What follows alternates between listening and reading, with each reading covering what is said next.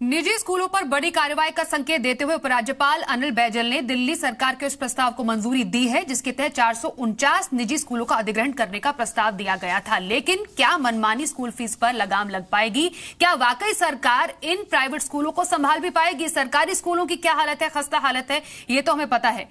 कमल मित्र चुनाव साहब, देखिए, पहली बात यह है कि यदि बात इनकी जैन साहब और वर्मा जी का ये है कि उच्चतम न्यायालय ने उनका कोई ध्यान नहीं दिया, अनिल देव सिंह के रिपोर्ट में जो वो चाहते थे स्पष्ट किया जाए वो नहीं हुआ, तो वो खुद अपने आप बताएं कि वो कितना पैसा दे सकते हैं, उसके लिए क्या जरूरी है।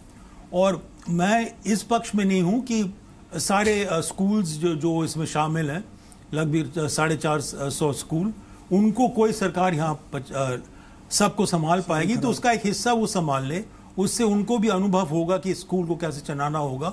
और बीच में और सबूत देके और मामले को उठा के स्कूल सिस्टम में लोग हैं वो समझाए कि फीस कितने हद तक कट हो सकते हैं और भविष्य में वो क्या कर सकते हैं ये फीस और कम करने के लिए। आरसी जैन साहब, क्या अब अगला प्लान ऑफ एक्शन होगा? 14 दिन का समय आपके पास है।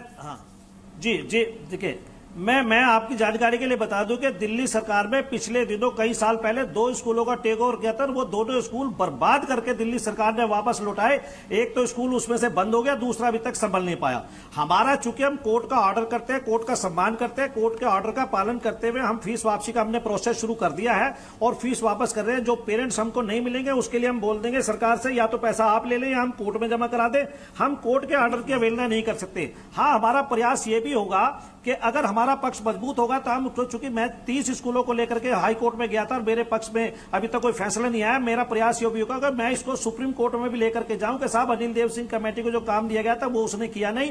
किसी भी स्कूल के बारे में उसने ये नहीं बताया कि इतनी फीस होनी चाहिए। अपने जूरिडिक्शन से जाकर के भाम क्या मेरा बड़ी बात सुनी जाए। मेरे पक्ष को ना दिल्ली सरकार ने सुना, ना ही अनिल देव सिंह कमेटी ने सुना और आर्बिट्रेरी फैसला देकर के मेरे ऊपर लागू किया जा रहा। मेरा मानना यह है कि हम कोर्ट के ऑर्डर का पालन करेंगे, कानून के मानने वाले लोग हैं। पर जिन स्कूलों के पास 2 साल से जिनको फीस बढ़ाने की परमिशन नहीं दी गई उनको कुछ समय दिया जाए ताकि ये पैसा वो इकट्ठा कर सके, कहीं से लोन ले सके, कहीं से अरेंजमेंट कर सके।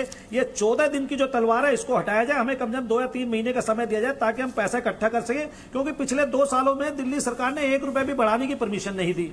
और उसके बावजूद अब हमारे सामने स्थिति ये होगी कि स्कूल चलाएं या स्कूल बंद करें, पैसा कहां से अरेंज करें। ये 14 दिन की तलवार हटाई जाए। आपके चैनल के माध्यम से ये आग्रह है सरकार से भी और तो आप इस पूरे मामले को सामने उठाएंगे और सरकार के सामने अपनी दलील रखेंगे। यूएस वर्मा साहब, लेकिन सवाल यहाँ पर यही बनता है कि मनमानी जो स्कूल फीस है उससे कैसे निजात मिल पाएगी? क्योंकि हर अभिभावक जो इस वक्त शो भी देख रहा है वो परेशान है इतनी बढ़ती हुई फीस लगातार जो बढ़ रही है। मैडम, बड़ा सिंपल है।